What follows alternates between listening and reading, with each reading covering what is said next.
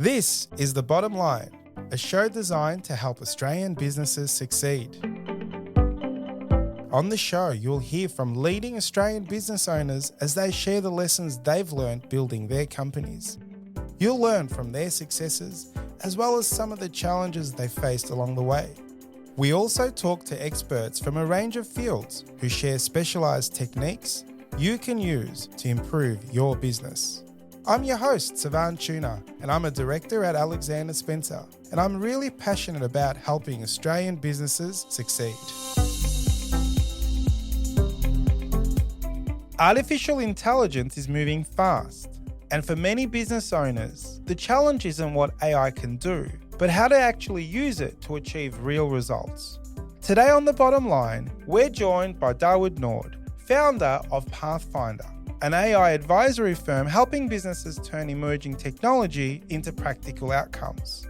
In this episode, we explore how AI is being applied in the real world, what leaders need to know to adopt it responsibly, and what the future of work looks like as AI agents continue to evolve. Let's dive in. Darwin, thank you so much for joining me on The Bottom Line. Awesome. Thanks for having me.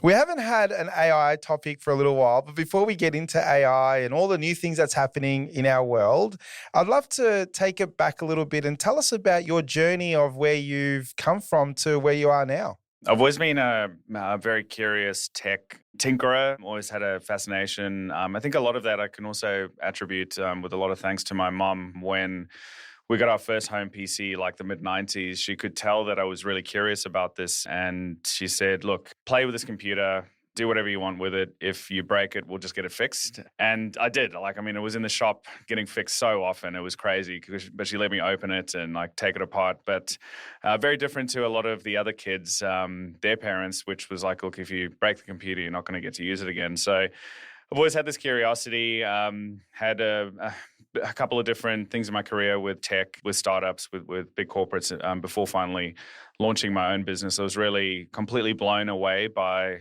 AI when ChatGPT came out, that it was a fantastic opportunity. And I also wanted to have some skin in the game and decided to start my own business and dive into being a first-time entrepreneur about 2 years ago. Starting Pathfindr, and very quickly we've grown to about 30 people and racked up a couple of awards, and it's been an incredible journey as this technology has evolved. Awesome. So tell us about Pathfindr. What is the problem that Pathfindr solves for clients? Yeah, so it's about helping companies get actual results with AI. People are very overwhelmed. There's a whole journey that companies are going through at the moment, and individuals as well. So you start with unsure, is this tech real? I think people were a bit burnt by the metaverse, so much hype. But now they realize it is real, and then you're overwhelmed because there's so much going on. But you're trying to get to this point where there's actual real value, like either you're feeling it or you're seeing it, or you're able to measure it. And there's a couple of steps you need to go through to get that. And that's what we do. And it's a combination of enablement, so showing companies how to adopt and embrace this technology, but also execution, building custom solutions and things like that. We recently launched one of Australia's first voice agents in financial services with an insurance company called Honey Insurance. So yeah, there's a lot of things like that we just love. We just love the tech and going all in on it. I'd love to get a bit of an understanding without getting too technical. Can you summarize sort of for the business owner that sort of knows about ChatGPT, they've heard about Copilot and all the models that are around there. For the layman's terms, that someone that was, say, asleep for the last 5 years, if you had to bring them up to speed, how would you quickly describe that so they understand the technology that they have at their disposal? Think about it much more like a person than a technology. So if you've been asleep for the last 5 years and you woke up today, there'd be 3 assistants next to you. There'd be 3 new team members. And the first one would be a lower level type of graduate. They've done very, very well in their career at uni, they're top of their class, all of that. But you've got to give them quite a lot of instruction to get things done. But they have read kind of every book out there. They've read every research paper, but you can hand them a couple of documents, they're going to summarize it. You can ask them about a topic, they're going to be well-versed and be able to tell you about that. And that's your first assistant. The second assistant is what we call the thinker. The thinker is somebody who they've done everything that that first grad type person has done, but they think a lot harder about a topic. So this is a very experienced PhD, MBA. They will think a couple of minutes before they answer. They also know how to code, and they also know how to run code. And so you can throw them a spreadsheet with 10,000 rows and 10 spreadsheets with all this information, and they're going to go figure out what is the right path forward for your business. They're going to compare things and hit back with all sorts of other ideas and options. And then your third one is what we call the creator. Now, the creator, this is somebody who's watched every single YouTube video in history, and they also know how to create videos. You can ask them, can you create a video for me for a new soft drink can or something like that? And they're going to be able to grab little pixels from every single video that they've watched and start creating that ad for you. So the creator is really all about audio, video, marketing. And if you think of a small business owner in particular, these three people are going to be able to help you so much to do things you just couldn't do before. And the whole world is called generative AI. Because they generate. It's creating new things. All AI in the past it didn't really create new content. It just created some signal on some things that you would hand it. It would tell you what to do, but it wouldn't create new things for you. So you've worked on a lot of projects with Pathfindr with such a small journey in the AI and being an entrepreneur. It's still such a new business. You've had projects with Woolworths, Australia Post, and Engineers Australia, these large companies. What surprised you most about how businesses approach AI? I think the actual biggest surprise was we were working with these massive brands, and I was speaking at a real estate conference, and one of the real estate agencies, they're an independent one, afterwards said, "Hey, can you come give some training for our team?" And I said, "Yep, no worries." And we'll also just get like 2 check-in sessions with you. Now, they're an independent real estate company that has like 30, 40 people. And we weren't ever going to do anything complex with them because they don't have like tech teams and all these things. So we just trained them on a couple tools. We trained them on ChatGPT. We trained them on a tool called Gamma to generate presentations, a tool called HeyGen to create like AI avatars and things like that. And then when we had the check-in with them 2 weeks later, they had done so much with those simple off-the-shelf tools. They'd refreshed all of their tenant handbooks to be in 7 different languages, and they'd turned it into like these awesome handouts with great graphics and images using Gamma to do that. And they'd created a GPT in ChatGPT that allows you to just like put a bond exit condition report in there, and it'll read through it, and it would create the exit condition report email that they would send to the tenant. They took a lot of pride in that. Would create property listings in their brand format. But they'd also gotten the CEO that created an AI video replica of her. Oh, wow. And she gives property updates of what's happening in WA and the property market there at the end of each month in 7 different languages. And all that the marketing team has to do is update the text each month, and then she talks about what's happening. And the crazy thing about this is by leaning into the fact that it was AI, instead of shying away from it, it just helped as well because everybody's curious. And so the biggest thing that we've learned is that there's so much power in the off-the-shelf simple tools, particularly for small businesses. Whereas we were quite arrogant at the beginning. We thought a tool like ChatGPT is a great demo for the technology that sits behind it, the large language model. But you're going to have to like get a big team in. It's got to be all sorts of custom work to pipe things together. But then more and more, we've just seen these off-the-shelf tools are so powerful, but most people don't know how to use them. And they're lacking a bit of inspiration and then capability, know what to use it for and how to use it. Those are the 2 big gaps, but there's so much power in these tools. And I love the way you said that off the shelf, because one of the things that in an accounting firm, people ask me, what are you doing with AI and technology and so on? And for us, it's ChatGPT, Copilot, that generative AI that our staff use. But we're not a tech company. We're not going to go and take that tech and turn it into software. We're not software developers. We may hire companies like yourself to come in and do a little bit of that. And my comment was, going to wait till there's amazing off-the-shelf products that's going to make our life better. And I don't know whether that is the right way to go, but there's so many ways that you can tap into that, but it's a bit of a minefield in the sense that which ones do you go with? So if you are looking, you've dived deep into ChatGPT and now you're like, okay, I love that, but I want to do videos, I want to do voice, I want to do the languages like that lady with the real estate agent. How do you unpack and find these off the shelf? Is there a website you go to? How do we go shopping for them? Yeah, I think the first thing is there's probably tons of things that you're not doing within ChatGPT yet. So the first thing is get as much as you can out of a tool like ChatGPT. And if you don't know where to start, definitely start with ChatGPT. We often say it's a very tacky way of describing it, but we say it's the gateway drug into AI because it's so good at so many things. It is the broadest and most capable of the lot. Some of the other tools, they have their own strengths in that, but it is a great starting point. So first, get the most out of ChatGPT, and there's a couple of things to do that. First is know when to switch between different models. Most importantly, like live in the thinking models instead of just like the auto models or the instant ones. That'll make a huge difference. As soon as you're starting to venture into the world of things like video and audio and image, the Google Gemini suite is very good for that. OpenAI just released Sora 2 for video, which is also excellent. It's not available in Australia just yet, but Gemini is very good for video. You can guess why. It's because they have YouTube as a training data set, so that's why it's great and it's very fast. For audio, there's a product called 11 Labs that is brilliant at creating voice replicas. In fact, they're probably gold standard. Even some of the big podcasts in the world, like when Lex Friedman had the Ukrainian prime minister on, that voice translation was done with 11 Labs. So, the biggest podcast in the world, and this is a tool anybody can use. So I wish there was just one good website to go to see this, but it changes so often. But I think just stay with a couple of mainstream ones. Of course, you could just follow me on LinkedIn. There you go. Very, very honestly, we try to just sort out all the noise from what's important. Yeah. Let's unpack a couple of those products. I really love the voice. I had a client come in the other day.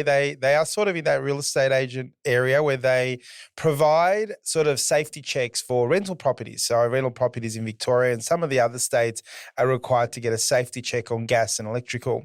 So they do a lot of bookings. They might do anywhere between sort of 80 to 100 homes a day with all these electricians and plumbers driving around Victoria. So you can imagine there's bookings, and it's not always easy to get confirmations, and a human's got to make these phone calls. And the client had come in and he'd shown me this audio. It was the voice audio AI ringing a client and actually talking. Hi, Darwin, it's XYZ from this company. We've got an appointment with you today at 11 o'clock, but you haven't scheduled, you haven't confirmed. I'm ringing. And then the lady's like, oh, I'm so sorry. I had COVID. You really don't want to come in. And it nearly even interrupts her and goes, oh, I'm so sorry. I hope you're recovering well. There was empathy. And anyway, so I listened to this. Now, if you're really attuned to, the AI world, there's some things that you would have picked up that it was AI. But this lady had no idea. And that they had this conversation for about a minute and a half, and she would have had the best customer service. And she was like, the AI agent said at the end, I will email you with some new dates. All you need to do is follow the prompts. And she was like, thank you so much, and hung up. And my jaw dropped. And I'm like, wow. And we didn't go into the detail of the costs and so on, but I meet this client on a quarterly basis, sort of doing some strategy work.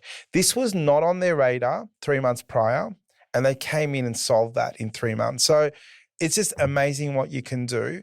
So to inspire some of our listeners, I'd love for you to tell me some of those stories that you've been involved in where the product not only changed the way businesses did things, but it actually took it to another level in whether it was customer service or even just better outcomes. Do you have examples you'd love to share? Yeah, tons. So that's a great story. And voice is the next massive leap with AI. And I also think in some ways it's going to challenge modern work, particularly the open plan office. So at the moment, open plan is great. Well, I mean, yes, you get distracted. People are talking on the phone and things like that. But voice is so powerful now that you can imagine if you're just wanting to give instructions very quickly all the time, hey, can you quickly do this? Can you quickly do that? Being able to interact with voice with a computer is also going to be a huge thing. I think one of the big things as well is that's fascinating with AI is just how powerful it is with very little tech involvement. So you think of every other technology that anybody uses, it requires an enormous amount of work to get even base usefulness out of it at work. If you have a CRM, think of the amount of configuration that goes into it, all the settings and all of that. But a tool like ChatGPT, it can do everything from help you write like poetry or like a song for your kid's birthday party to like a full competitive analysis to helping brainstorm all sorts of new marketing campaigns. And all of that, you haven't had to do any work. You literally have just had to ask it. So I think that's why it's so incredible. In terms of stories, okay. We really think that often people make a bit of a mistake. I can see where people come from. So about 2 years ago, the models, of course, were not nearly as capable as they are now. So people tend to gravitate towards low-level productivity. So in your example there of the voice, that up until recently, or still many people do this, instead of looking at, hey, let's completely change customer service, they're going, how can we make it a little bit more efficient? So how can I automatically create the email reply when a customer is asking me about scheduling a new date? Not how can I just get AI to do the whole interaction for me whilst elevating the whole customer experience? Because many people want an instant experience and not have to be on hold and all of that. So we recommend people start first with using AI to brainstorm and make better decisions about what you're doing with your business. So one fantastic activity that we do with leadership teams is you can do this with ChatGPT or Copilot. You first ask it, can you interview me, help me understand my goals, priorities, KPIs, ambitions, that type of thing. Great, does a fantastic job. Very hot tip there. Can you interview me? Yeah, I just picked up on that. Yeah. I love that. Exactly. So make it easy for AI to know how to help you. Like tell it, I want you to interview me, to figure it out. Simple trick on that is say, ask me 5 questions before answering. So if I say, hey, I need to do a Christmas marketing campaign. Can you help me with ideas? But first say, ask me 5 questions before answering. Then it's going to say, what budget do you have? Is there a big theme of customer base that you're trying to address this year? Takes a lot of the prompting burden off of you, and you're just telling AI, just tell me what you need to know before you answer. But in that example of interview me, understand my goals, priorities, KPIs, etc., great, so it gets a good feeling for that. But the next thing is you ask it, and this is where Copilot is very powerful. You go to the researcher agent on Copilot, which has a deep research tool, but Copilot has access to your emails, calendar, Teams. You say, can you go through my last 2 years of email, calendar, Teams activity and tell me if my activity is reflecting my ambition, and give me 10 critical pieces of feedback of the things that I need to improve. Now, there is a very important tip there, right? Which is AI is a little bit sycophantic. Like it wants to tell you what you want to hear, and you need to draw criticism out of it. And so you have to tell it, tell me the 10 things I'm doing badly, or it's just going to go soft on you, because they're designed to be helpful user experiences.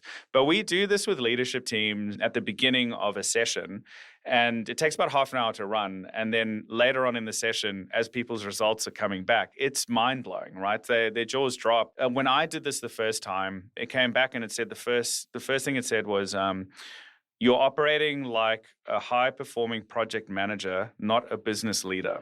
Wow. It was, and it gave examples. And one of the examples, and it gave these 10 things. One of the things it also said is you're not present. You're always multitasking. And it cited, because it has access to Teams, chats, transcripts, it cited that when I was in a meeting, I was having like 5 side conversations at the same time because of the timestamps. It was marrying all of these things up. So that's a great starting point. The second thing is, again, say to AI, in particularly in voice mode, it's very good with this. Put your AirPods in, use ChatGPT, put it on voice mode, go for a walk, say, I know nothing about AI. Can you interview me and can we have a conversation? You help me understand AI and then help me find the top 5 ways to use AI within my business. If AI is so good, surely the number one thing it should be able to do is tell you how to use it. So that's what we do. In terms of those are great unlocks. A couple of other ones that are so helpful that everybody can use. For those of you who, particularly in B2B sales, B2B accounts, you can get a tool like Copilot to run a weekly account briefing task. Now, what this will do is it goes through all of your meetings for the week. It finds the attendees of each meeting. It then goes through and finds all your interactions with them in the past, does a full search of them online, checks their businesses out, tells you their competitors, everything. But for every meeting I go to with a client, I already have this full one-page white paper that I'd read for 5 minutes beforehand that tells me these are all the people that you're meeting, this is their background, this is the interactions, this is how they were introduced to the business. But there's some hot tips there as well. One is you say, who are the key decision makers that are not at this meeting? Who am I not talking to who I should be? And it's absolutely fascinating how it'll come back with the thing that these people are talking with you about. They're not actually the decision makers in that. These are the three people that, so leveling up your intelligence and capability is very important with that. And particularly if you have a very large account that's very strategic that you've worked with over the last, say, 3-4 years, it's fascinating just asking it, I want a full account briefing on this account. It'll go through all your emails, every person you've ever interacted there. It'll create a timeline because it has access to SharePoint and that information. It'll even map out the different contracts that you have with them. And so that type of thing I think is incredible for sales. That is so cool. One of the things that I really can't get my head around, I've been using ChatGPT a lot and was probably really excited. Probably it was around Christmas time when it first got launched or to mainstream anyway. But one thing I'd really do struggle with is understanding the automation element to it. So you mentioned there with Copilot, you can get Copilot to send you an email. I feel like, is that RPA, is that robotics, is that something you write that does things without you prompting it that it can do all the time? How do we set up those things behind the scene where I can come to work and it's already read my emails, it sent me a summary? How do we code? Is it a code that you need to do? Or do I need to come in and just go, hey, ChatGPT, good morning, is it a conversation or can we do some automation behind the scenes?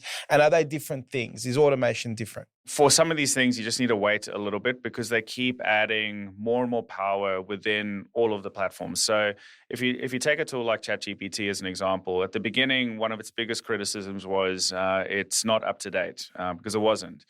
And then the first tool that they added, and that's a very important term in AI with these large language models, is tool use, was web search. And so all of a sudden, it would recognize that you were asking, which footy team won last night? Recognize that's a timely question, and so it'll trigger a web search, come back with an answer. Where if you say what's sales best practice, that's timeless, and it doesn't need to do a web search for that.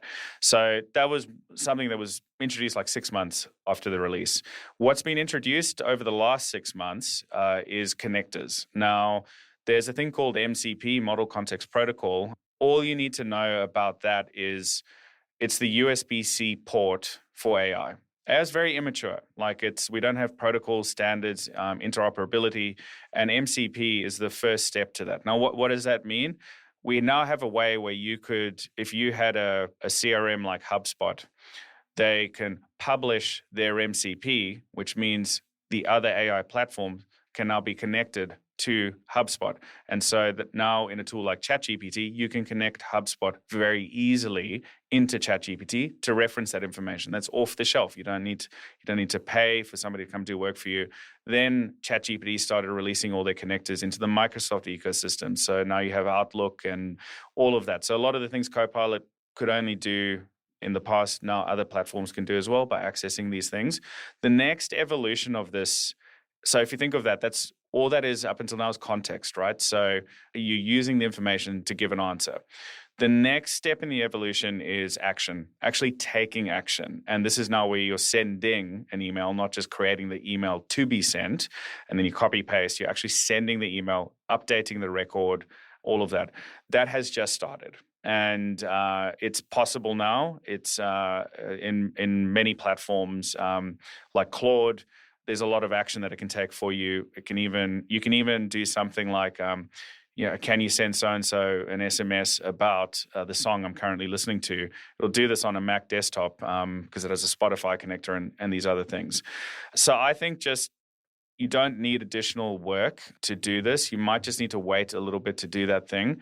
But there's little things that when you stack them together, are very powerful. So for instance, ChatGPT has a feature called tasks, as does Copilot. And all that it does is it runs a prompt at a particular time that you set. And so, great example is the weekly account briefing one, right? Or weekly meeting briefing. You just have it set so it goes on a Monday morning, goes through everything, sends it to you. But another cracker is do a monthly, weekly, whatever cadence means you're actually going to read it, a competitive analysis agent. So this is a simple prompt where you list all your competitors, list the things you do, make it a meaty prompt. In fact, ask ChatGPT, I want to do this. Help me write a cracker prompt to do this. But go research my competitors, research relevant industry news, research these clients, blah, blah, blah. And I want to do this every second Friday. And so that you get fantastic, almost like a personalized comms expert has gone and done all the research and said, here's everything you need to know. Now you can see how when you stack these things together, a connector, right? How over time, automatically, I'm interacting with these people. Therefore, it's going to know that this is important to me at the moment, and it's going to be able to complete that prompt for me and do that automatically. And we're slowly starting to see those things happen. In fact, just 1 week ago, ChatGPT released a product called Pulse, ChatGPT Pulse. It's only available on the Pro subscription at the moment, which just means it'll be available in a couple of weeks elsewhere, but I've got it on my Pro subscription. It's awesome. So what it does is it takes how you've been interacting with ChatGPT, and every morning you get your pulse for the day. And I am so impressed by how good it is. So I was doing a whole lot of coding work on the weekend, learning a new thing, and it actually yesterday said, here's a vulnerability to be aware of in that type of code, that topic that you were looking at. So it wasn't something I was actively investigating, like one particular problem, but it thought it was noteworthy that to mention this to me. And it mentioned about 3-4 other things. I can even show you at the end. Oh, wow. It's really fascinating. So now it's all about it starting to become more proactive. I want to touch on agents. So I've listened to a couple of podcasts on AI, and the question was something like, I've got the team to go and build me agents and build our agents. So I've got the first level of subscription, the one that you pay about $40 a month to, and you can get to build 40 agents or interact with an agent. Now, I've only just done one. I didn't know I had this feature, by the way, so I think I've missed a few 40. You get 40 a month from memory. But what does building an agent mean? Because I feel like it's like, I get to build a robot that talks to me, and it's a bit like this thing. So can you talk us about what agents are? Is there a relevance to that, and how do we use agents? And for those that do pay, how can they leverage that? Yeah, definitely. Okay, so now, one unfortunate confusing thing is that there is no standard agreed definition of what an agent is, but there is generally a vibe of what an agent should be able to do. There is also some people have used, it's just great, it's an easy marketing tactic to use the term agent when it's not actually what we say an agent is. Now, an agent should be AI that, firstly, it's able to take action.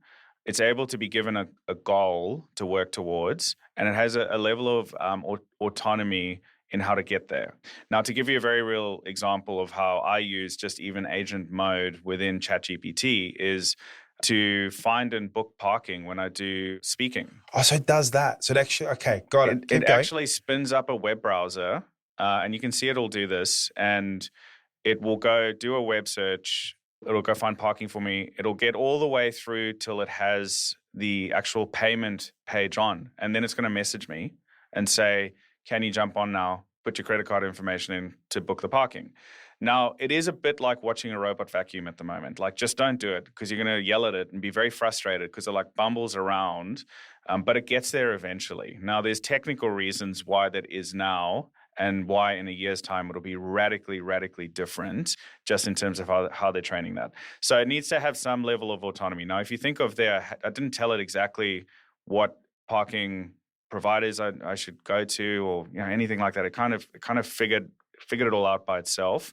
Now, then you have an agent in Copilot, which is, it's almost like a templated Copilot. If you're doing the same thing over and over and you're always writing this meaty prompt, you can just create an agent in Copilot that it could be your account briefing, right? So, whenever you meet a new client, these are the 6 things you look for. And instead of just saving this prompt somewhere and redoing it each time, you just create an account briefing agent, which is very easy to do. So you just create new agent. What's your instructions for the agent?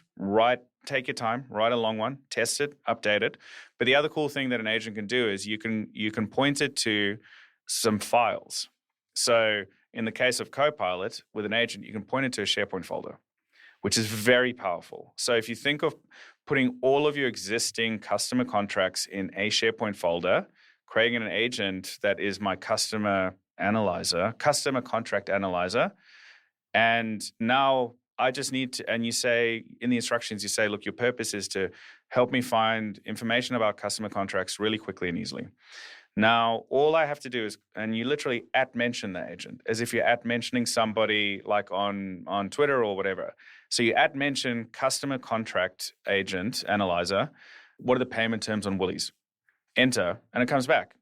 I didn't have to say anything else. I didn't have to say where to get it, whatever, because it's all the agent knows. So think of an agent as if it's a person. So you're creating like a role. You're creating a person. You're putting like a fence around it. You're saying you are a marketing agent or a marketing director. This is all of our marketing collateral, our brand profile. So you're kind of putting a fence around that. And then when you want to talk about marketing specifically for your business, you would talk to that agent you've created rather than just a generative chat, just random. Exactly. And that's definitely best practice. So if you think of, you could create one monster agent with thousands of instructions, but it's actually way better. So let's say you're in a highly regulated industry and one agent you'd want is a compliance agent. You just want a compliance agent. And all this compliance agent does is make sure that whatever you're doing adheres to whatever the regulation is. Now think of how important it is to have that agent separate from everything else, because you might have a marketing agent, which is all about your tone, your style, like your brand values, etc. Now, if you put all the regulations into that agent as well, you also then have a sales agent. And now whenever a regulation changes or whatever, you're having to update like a dozen different agents instead of updating one. Yeah. And then you just create it as a workflow. You say, so when we do a new marketing campaign, we use the marketing agent to help come up with a copy and all of that. But before we launch the campaign, we hand it to the compliance agent who makes sure that we're allowed to say everything we're saying. And then the teams that administer each of those agents, they should reflect the people that know those things. So your legal team should look after the compliance agent. Your marketers should look after the marketing agent. Your sales team should look after the sales agent and all of that. And now you can see how powerful that is, because if I'm a sales rep, and I'm inviting a group of clients to a Christmas party, and I want to do a really nice little invitation for them. The marketing team slammed. That sales rep can just use the marketing agent that the marketing team has made to quickly create some great copy to put in the email that uses all the language we use everywhere. And so you just see how the self-service amplifies. Yeah, one of the things we're working on, which sort of really excited about at the firm, I'd love to get your tip on this, is we're rewriting a lot of our SOPs. We, about 2 years ago, did a digital transformation. We changed a lot of our tech stack, and all of our old SOPs were either outdated, weren't written, and so on. So we're actually using a software program as well as some ChatGPT stuff and generative AI. But what the whole goal is at the end is to have all of this in a SharePoint or a Notion sort of file, and then build a Copilot around it or an agent around it so that when people are looking for something, rather than clicking buttons going, okay, let me find how to do a tax return or how to, apply for leave, you can go at Alexander Spencer, how do we apply for leave? And it doesn't even need to give you the document. It can read it and tell you.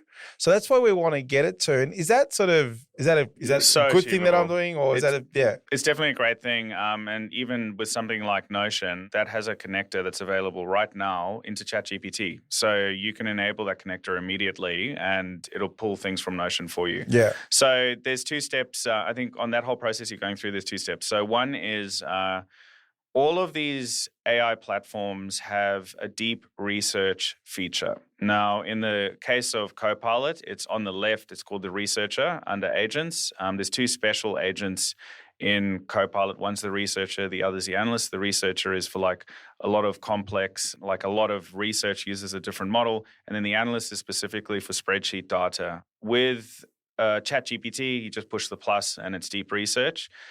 So the first step is to run a deep research agent across all of your SOPs that exist today.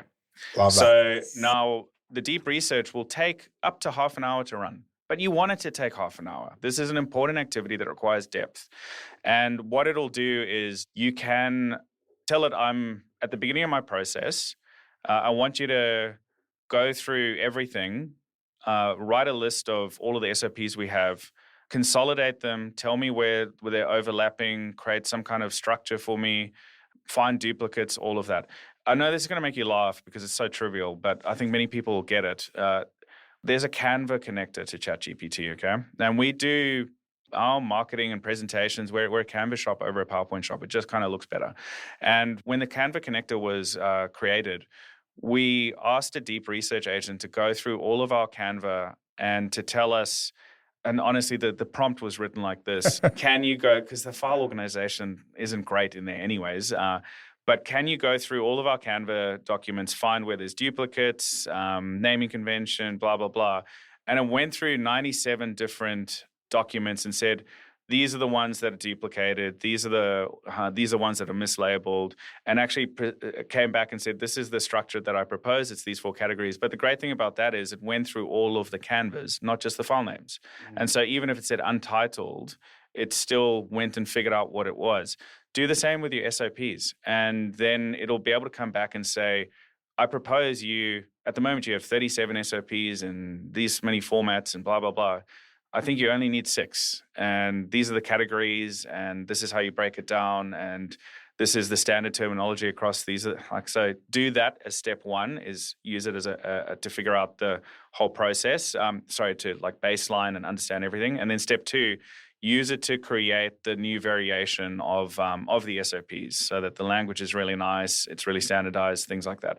Once you become a power user of these tools, unfortunately, you do end up using multiple tools.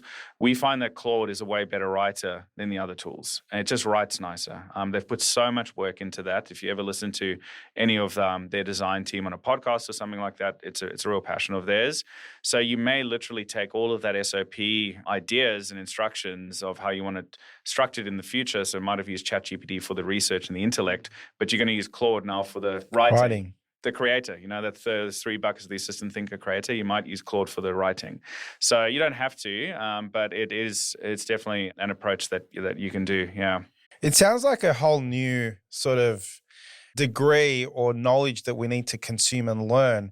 The way you talk about it, I feel like there needs to be like a university degree called Bachelor of AI, because maybe a year or 2 ago or even 3 years ago, I was like, you just figure it out yourself. But there's so much now, you could nearly create a course that people become qualified in. And there isn't such a thing, is there, right now? There's probably lots of training online and places you can go, but there isn't a formal way of being I can go and do an accounting degree, or a lawyer does a law degree. There is nothing like that in this world yet, is there? No, not the way it needs to be. It's also our understanding of this technology and how to interpret it and explain it and teach people it is shifting all the time.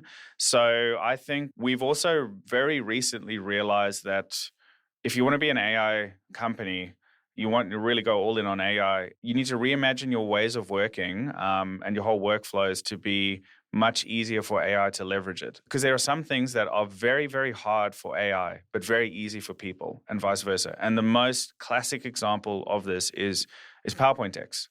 So anybody who's tried to use ChatGPT or Copilot or anything to create a PowerPoint deck, you'll know exactly what I'm talking about. It's a shocker. Like, it's so bad. But why do we use PowerPoint? It's because it's easy. Like, it's really easy. Anybody can go and create a PowerPoint. AI is so good at creating code. And again, this is a feature that most people don't even know exists in a tool like ChatGPT with Canvas. Instead of creating, let's say, a PowerPoint presentation on a strategy for the next year, you can actually create it as a fully interactive visually freaking awesome dashboard within ChatGPT that you can share. And I showed this recently at the Australian Shareholders Association. We took an annual report for Woolies, and I said, look, I presented to them last year. I said, last year we went and showed you how you can analyze this and compare it against Coles and blah, blah, blah. But this year, why don't we actually create an entire simulation dashboard? And it came up with this beautiful dashboard that has all sorts of dials that you can interact with. It had a chart that showed potential returns and all these things. But in the past, had I asked it to, okay, great, can you now turn this into a PowerPoint presentation? It would have taken ages and produced an output. Now everybody looked at it and go, wow, that's ugly. And so we've also just realized, and even on the SAP example, so you take something like a flowchart. A flowchart, AI is actually really bad at creating, like these little boxes and things like that. But it's very good at creating the short code, so just kind of like an abbreviated set of instructions in a language called Mermaid, which is a JavaScript library for visualizing flowcharts. And so you get AI to create the little instructions for another tool to visualize it. And so yeah, it's just fascinating how all these things are working. But to sum this all up, I think there's three things you do need to think about. So the first is mindset. Definitely like what is possible with AI? Like how are we going to experiment? How are we going to learn all of that? The second is skill set. Now you need to actually learn to become a power user. Like this is a technology that rewards being a power user. You have to become a power user in order to leverage it. And then the third one is tool set. Like what tools do we use? And it is tools, it's plural, definitely. To get the most, you are going to have to use a few. Now, I've got two young children, a 9-year-old and a 12-year-old at home. And traditionally, you teach them maths, you teach them some life skills, you try to teach them some manners. What are the things I need to teach my 13-year-old? Some of these things and embracing AI, embracing how to write good prompts and so on. What should we do to encourage the youth so that they're not left behind? Because I still wonder, whether being a lawyer or being even a doctor in 10, 15, 20 years' time, is he going to be around? What should we encourage our youth to be doing, or the really young ones, for the parents out there that have got young kids? Yeah, I think the first thing is use AI as a teaching tool for kids, as a learning tool. And that's why one of the reasons why I'm so massively optimistic about this technology is usually when I do a keynote, one of the first pictures that I bring up is a photo that I took a couple of weeks ago, actually, of my son on a Saturday morning. My son's 10. We're having lunch at a coffee shop, and he asked me to help him with long division because he's a bit of a geek, and I couldn't do long division back then, let alone now. and he could kind of tell I was struggling, and he ended up asking, can I just use your phone for ChatGPT? And then I gave him my phone, and then managed to get this brilliant, beautiful photo of him actually there, writing his 10-year-old handwriting with ChatGPT next to him. And then I went and looked at ChatGPT afterwards and the prompt he used, and he said, long division for a 10-year-old. And the context there is unreal. If you say for a 10-year-old, for an 8-year-old who has English as a second language, whatever it is. So every kid having an infinitely patient tutor, mentor, teacher that goes at your pace, it's available 24/7, basically for free, I think is one of the most remarkable things. And so you think of how education is today, it's created to teach classrooms of 30 people at a time the same thing, to get everybody going at the same speed. You don't need that anymore because every person can have their own teacher that can help them 24/7. So that needs to be rethought. So that's one thing that I would do is use AI to help your kids, because so many of us can also relate to being able to pay attention for the first 30 seconds of class. Yeah. And then you're on another planet, the rest. And even if it was for the next 5 minutes, you're on another planet. As soon as you try to hop back on that train, it had gone. So really encourage that. I do think there's a whole big shift required in education, and I don't know if it's going to happen in time. So I think use this technology to encourage entrepreneurship, to encourage all sorts of risk-taking and things like that, because you'll be able to get a business, you'll be able to get a website up and running, like legal contracts, accounting advice, etc. These things were barriers in the past. They're no longer going to be barriers. So that's where I would start. I love that. And thank you so much for that advice. I've already thinking about how we can implement some of those things at home. We've nearly run out of time, and I can talk about AI for days. So I'm going to get you back on if that's okay, Darwin. But I want to go back to Pathfindr. AFR has this amazing list which sort of rewards the most innovative companies. You were on the list last year, and you've got a bit of an announcement. There's something that's happened again? Yeah, so we're it's so cool. We're fortunate enough to be on the list again, and it is a fascinating story. And it's just a reflection of how fast this space is moving. So by the time we got given the award last year, we'd stopped using the very tool that we're given the award Amazing. for. So last year we got the award. We built a tool that basically automates a lot of consulting work with AI powered, right? So instead of us having to spend heaps of time with you to figure out how to implement AI in your company, this tool would basically take all the work away for us. But then ChatGPT released reasoning models, the O series. And these are the thinking models, the ones that think before they answer. And all of a sudden, you didn't need that anymore. You could just prompt it. And it just reflected how fast this space is moving, that literally you can get an award for something and then not even need it anymore. And so we pivoted our whole business to going, why don't we just teach people how to use AI to learn how to use AI? And it really became enablers and empowerers of people this technology, and as at least as a starting point. After that, you can do custom stuff. But that's it's been a great journey. Amazing. I want to say thank you so much for joining me on The Bottom Line. It's been an amazing conversation. We've had AI discussions in the past, but this has brought a real new, fresh approach to it. So I really love that. And for our listeners, I know they're going to get a lot out of this. And so keep up the great work. I'd love to see what's next in a year's time and what's happening in AI. So definitely going to get you back. You are going to be the AI expert for us on The Bottom Line, if you don't mind. You did say you loved Camberwell, so we're going to bring you back here and have the great coffee that we've got. But again, thank you so much. Awesome. Thank you. I'd love to come back. And also we're massive optimists and want people to leverage this technology. We put on a free webinar every month. It's packed with value. Just go to startlearning.ai. You're going to get a free invitation, bring your whole team. You're going to learn everything you heard about today. Awesome. And we'll put in the show notes all of your profiles. Check out Darwin on LinkedIn and follow his journey. Awesome. Thanks for having me. This is The Bottom Line, a show designed to help Australian businesses succeed. This podcast was produced by accountancy firm Alexander Spencer. At Alexander Spencer, we've been helping business owners realise their goals since 1952.